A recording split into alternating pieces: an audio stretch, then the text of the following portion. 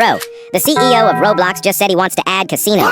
They're acting like this is some genius idea. They literally spent years trying to shut down all those sketchy gambling sites that used Robux, and now they want to build a casino themselves. He literally wants to let us bet our Robux on game outcomes. You'll be able to go all in on whether someone can finish the obby, and he's calling it safe and educational. Bro, what's he gonna teach us? How to go into Robux debt before we even hit high school? The only thing I'm predicting is a massive L for my account. So you're telling me the front page is gonna look like the stock market with kids trading odds instead of pets? Our future is cooked. Comment if Roblox should stay a game, not a casino. Bro, ain't no way the king of brain rot's Tung Sahur is back, and guess who started this chaos? Sir Sammy on Twitter. This guy really tweeted, Tung Sahur is coming back this Saturday, and my friends lost their minds. And the comeback isn't even original. Boom. One Tung was already impossible to handle. Now they have added 4 holding a coffin like it's some Final boss cutscene. Nah, lil bro. This has to be the worst comeback of 2025 that nobody asked for except my 3 goofy friends. Bro, I literally planned a whole weekend to watch Stranger Things new season, but the moment they heard Tung Sahur come back, they ditched the plan instantly. Like, bro, how do you compare Stranger Things to this brain rot at this point? So yeah. One tweet, one brain rot comeback, and my whole weekend plan got Thanos snapped. Bro, something actually escaped Area 51. I'm not joking. We are cooked. The news is showing footage of tanks rolling through the Nevada desert.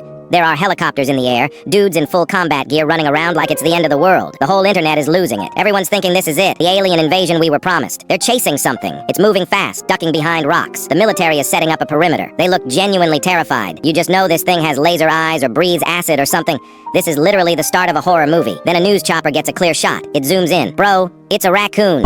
But it's not just any raccoon. It's wearing a tiny blinking government-issued tracking collar. They sent a whole armored division after a trash panda. Imagine you're that raccoon. You're just trying to find a decent dumpster to raid, and you look over your shoulder and see a whole US Army trying to cut you off. Bro, is the most wanted animal on the planet right now. Like and subscribe to Free My Boy, Agent Raccoon. Bro, this woman woke up at her own funeral. So get this. There's this woman in Thailand. She's been super sick for years. The doctors officially call it the end. They're literally at the crematorium. The furnace is preheating, seconds away from the final goodbye. And then, someone hears something. Faint knock from inside the coffin. Everyone turned dead silent. They're probably thinking it's a ghost, but nah. They pry the lid open and the woman is just awake. She just woke up from world's most legendary power nap. Bro, imagine your alarm clock is the sound of your own coffin lid about to be sealed shut. That's a different kind of waking up on the wrong side of the bed. Turns out, the doctors took a huge L. Why is it so hard to end a conversation politely? Like, bro, someone will be talking for like 30 minutes and you're trying to leave, but you can't just walk away. So you hit them with, well, I should probably go, hoping they get the hint, but they don't. They just keep talking like you didn't say anything, and now you're stuck nodding along For another 10 minutes. So you try again. Yeah, so I gotta head out, and they go, oh yeah, but real quick. Bro, nothing is ever real quick. It's always another 15 minutes. At this point, you're slowly backing away like you're escaping a hostage situation, and they're following you still talking. You're at your car keys in your hand, and they're standing there like, oh, and one more thing, brother. I've been trying to leave For 20 minutes. The worst is when you're on the phone and you say, all right, I'll let you go, trying to be nice, and they go, oh, you're not bothering me. I know, but I need to go. Then they start a whole new topic, and now you're trapped For another hour. Eventually, you just have to be blunt. Yo, I really gotta go, and they finally say, oh, okay, why didn't you say something? Bro, I've been saying something for the past half hour, but you weren't listening. The absolute worst is when you're leaving and they walk you to your car still talking. You get in, start the engine, and they're standing at your window like, oh, before you go. At this point, I'm just gonna drive away mid-sentence because apparently I gotta go doesn't mean What I think it means. Ain't no way the coffin meme is actually this deep.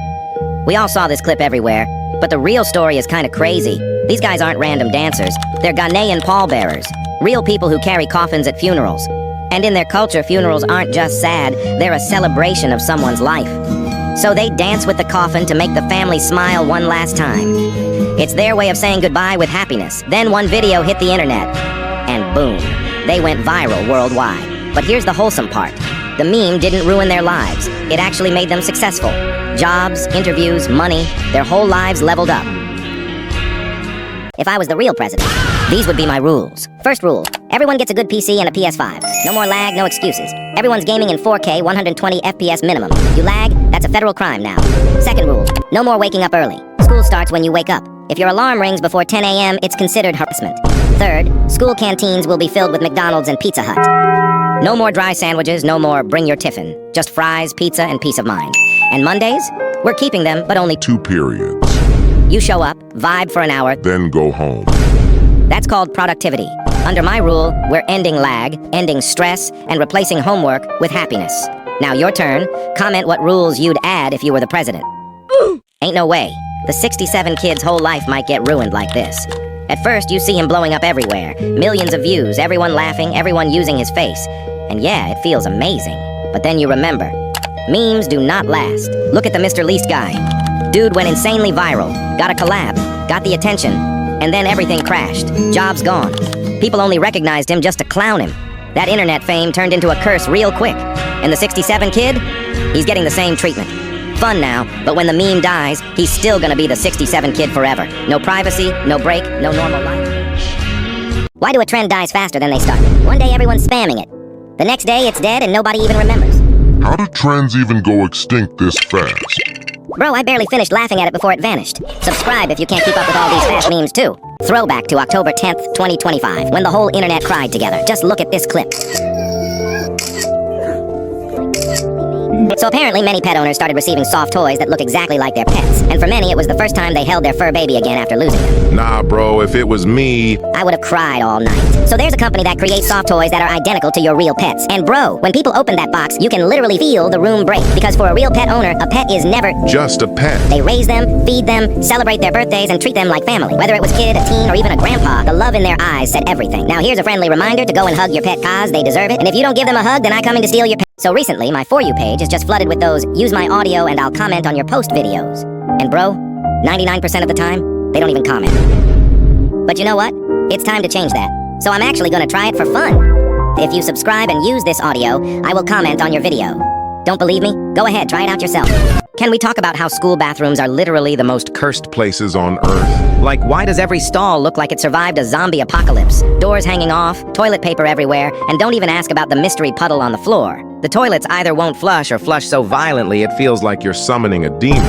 The smell might be even worse, since when you walk in, you instantly get smacked with the most horrid odor you've ever smelled. Don't even get me started on the people in there, since there's always that one kid blasting TikTok sounds from one stall like it's a DJ booth, another kid vaping in the other stall, and for some reason, it's never quiet. Someone's always fighting, Crying or holding a full-on meeting in there. Subscribe and like. Guys, I'm seriously considering homeschooling after what happened in the cafeteria today. So I'm sitting with my usual group, right? Just trying to eat my sandwich in peace. But I had this massive cold all week, so my nose has been completely useless. I can't taste anything. I can't smell anything. I'm basically eating cardboard. My friend Jake brings over this weird-looking brownie from the dessert line. He's like, dude, try this. It's some new recipe the lunch ladies are testing. Now I should have been suspicious. Jake's got this weird smirk on his face, and everyone at the table is suddenly very interested in watching me eat. But I'm thinking, whatever. Free brownie. I'm starving. I take a huge bite, and I mean huge. Like half the brownie disappeared. Immediately, everyone starts losing their minds. People are laughing, recording with their phones. Some kid is literally on the floor. I'm confused because I can't taste anything wrong. So I'm like, what? It's fine. That's when Jake goes, bro, that's not a brownie. That's the cafeteria's experimental meatloaf. They made it look like brownies as a joke for the teachers. I look down at what's left in my hand. It's literally a square of meatloaf covered in gravy that they molded to look like a dessert. I just ate raw cafeteria meatloaf thinking it was chocolate. The worst part, my nose is so stuffed, I still can't taste how disgusting probably was. By the end of lunch, someone had already posted the video to every social media platform known to mankind. Now everyone's calling me Meatloaf Boy. Subscribe if you've ever been completely bamboozled by cafeteria food. You guys remember Nosy, right?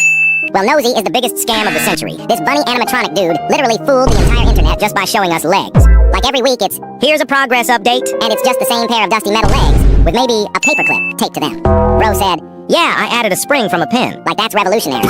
Meanwhile, we're all sitting there hyped thinking Nosy's about to hop out and sing a song. Nah, no head, no arms, no movement, just legs on vacation. And then the creator really pulled a final boss move and used AI to show a finished Nosy to fool even more people. Bro basically ran a leg cam with AI fan art and got paid. Guys, I'm seriously considering homeschooling after what happened in the cafeteria today. So I'm sitting with my usual group, right? Just trying to eat my sandwich in peace. But I had this massive cold all week, so my nose has been completely useless. I can't taste anything. I can't smell anything. I'm basically eating cardboard. My friend Jake brings over this weird-looking brownie from the dessert line. He's like, dude, try this. It's some new recipe the lunch ladies are testing. Now I should have been suspicious. Jake's got this weird smirk on his face, and everyone at the table is suddenly very interested in watching me eat. But I'm thinking, whatever. Free brownie. I'm starving. I take a huge bite, and I mean huge. Like half the brownie disappeared. Immediately, everyone starts losing their minds. People are laughing, recording with their phones. Some kid is literally on the floor. I'm confused because I can't taste anything wrong. So I'm like, what? It's fine. That's when Jake goes, bro, that's not a brownie. That's the cafeteria's experimental meatloaf. They made it look like brownies as a joke for the teachers. I look down at what's left in my hand. It's literally a square of meatloaf covered in gravy that they molded to look like a dessert. I just ate raw cafeteria meatloaf thinking it was chocolate. The worst part, my nose is so stuffed, I still can't taste how disgusting probably was. By the end of lunch, someone had already posted the video to every social media platform known to mankind. Now everyone's calling me Meatloaf Boy. Subscribe if you've ever been completely bamboozled by cafeteria food.